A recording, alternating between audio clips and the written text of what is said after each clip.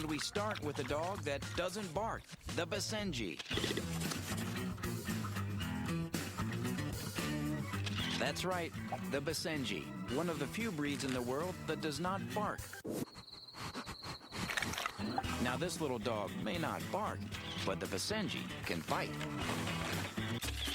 This breed is still used today by the Pygmies in Central Africa to hunt lions. That makes the Basenji one tough cookie.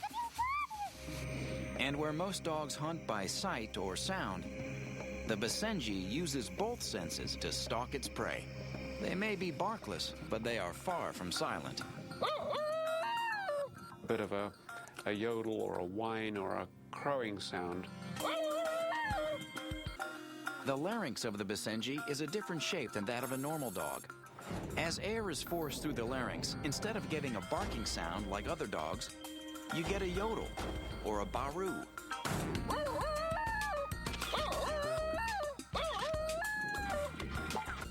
Basenjis are also very cat-like. Qualities that come from their independent and aloof personalities.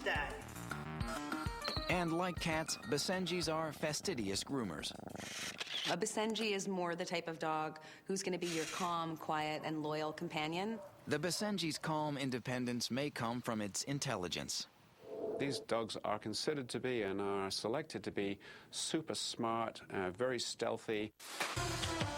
Basenjis are arguably the world's oldest dog, appearing in Egyptian hieroglyphs and art. They were brought up the Nile from Central Africa as gifts for the pharaohs. In the 1980s, Basenjis were almost wiped out in the United States by Fanconi syndrome, a fatal genetic kidney disease. This disease was so prevalent that Basenji breeders traveled to the Congo to bring back more dogs to help diversify the gene pool.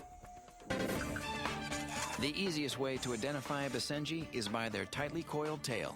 That coils up on their back, so they have a very unique look.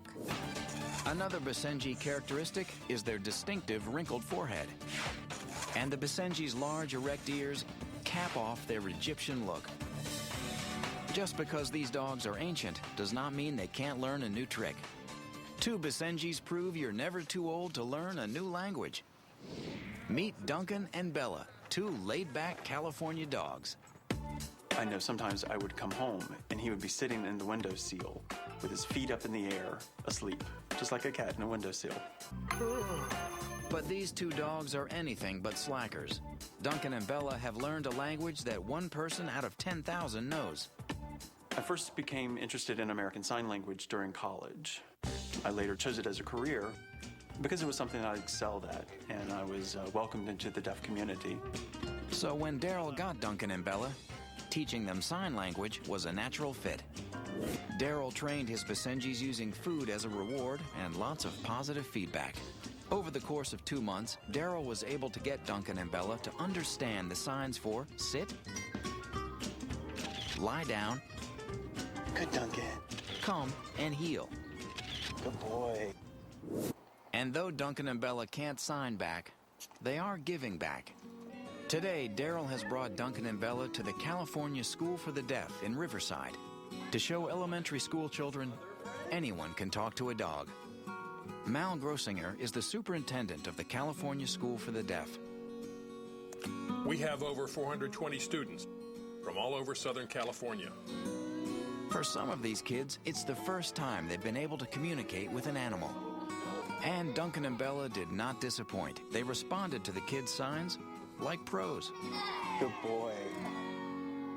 Jacob, a fourth grader, fell in love with Duncan and Bella. It was a good experience with those dogs, with both of them. And Brianna was equally impressed.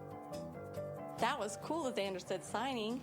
I love them because they were very sweet, they were fun. The real advantage to having dogs interact with deaf children is an improvement in the kids' language skills. Deaf kids working with Basenjis who will obey people using sign language gives the kids an opportunity to use their natural first language with an animal. And I think it was important for the kids to see that. I was proud to be able to be a part of their day, making their school day a little better, and hopefully their life a little better. Though Duncan and Bella may be trained to take commands through sign language, training Basenjis is not easy. It takes time and dedication to train their aloof personalities. Good boy. When you put in the time and effort to train a Basenji, they make wonderful companions. But like cats, Basenjis will usually only bond with one or two members of a family. Another cat-like quality of the Basenji is that they make great pets for city dwellers. So having a dog who's not as vocal as others is a huge plus. It's important to know the lineage of your Basenji to avoid Fanconi syndrome. However, Basenjis without this genetic disease are healthy dogs. They don't shed very much. So if you're kind of a neat freak, this might be a great dog for you.